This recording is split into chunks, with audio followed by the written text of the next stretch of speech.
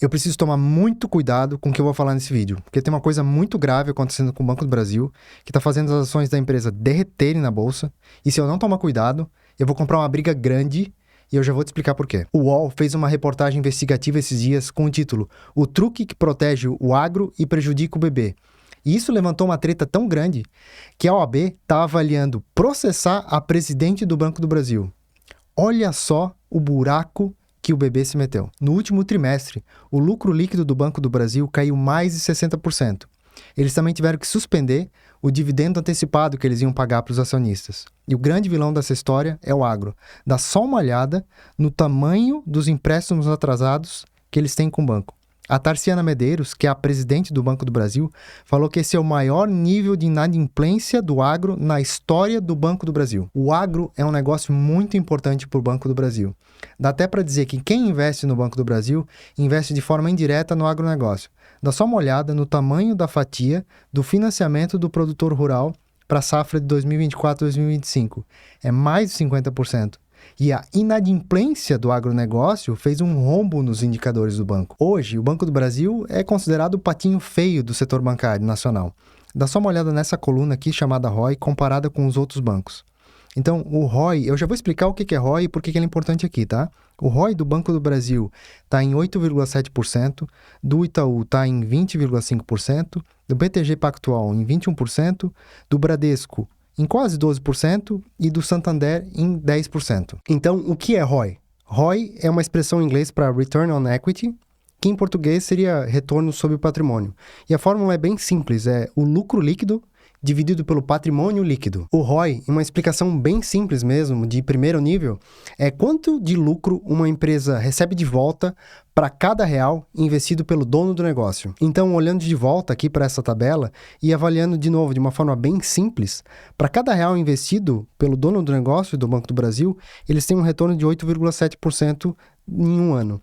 O BTG Pactual, para cada real investido pelo dono do negócio, eles têm um retorno de 21% em um ano. E, de novo, eu estou fazendo uma explicação bem simples aqui, tá? Porque esses percentuais vão ser diferentes para quem é investidor através das ações dos bancos. E o ROI também é um excelente indicador para comparar as empresas que estão dentro de um mesmo setor. Porque dá para ver qual delas está sendo a mais eficiente, qual delas está usando melhor o dinheiro do dono, ou qual delas está sendo a melhor administrada. E é aqui que a gente começa a pisar em território perigoso, tá? Porque para a gestão do Banco do Brasil, a culpa não é que eles se arriscaram demais e decidiram dar empréstimo para produtor rural que não podia pagar.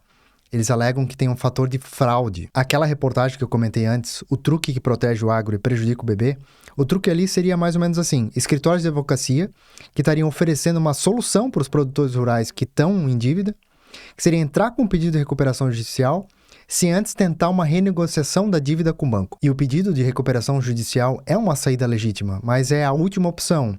É a opção nuclear, é a bomba atômica que você joga no final da guerra. E segundo a reportagem, os produtores e os escritórios de advocacia estão agindo de má fé e cometendo fraude, com pedidos de recuperações judiciais que não se enquadram na lei. Mas o Banco do Brasil foi fundado há mais de 200 anos. Foi fundado em 1808 por esse cara aqui. Eles não são bobos, né? Mas é aqui que a presidente do Banco do Brasil entra na mira da OAB. Escuta só.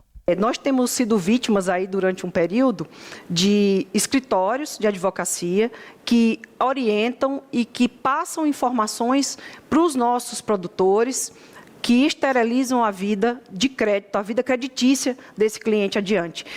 Então ela está confirmando a denúncia da reportagem. O problema é que a OAB acha isso inaceitável e a Tarciana estaria criminalizando o exercício legítimo da advocacia. Olha só, eu penso o seguinte: sim, a recuperação judicial é uma alternativa legal, mas eu não sei se os produtores rurais não estão dando um tiro no pé, sabe? Por que não renegociar a dívida? O Banco do Brasil está desesperado por uma notícia positiva. E daí eu fico pensando mais para frente, no futuro, qual banco que vai querer financiar a safra deles? Voltando para o Banco do Brasil, mesmo com a queda de 60% que eles tiveram nesse último trimestre, eles tiveram um resultado positivo de 3 bilhões.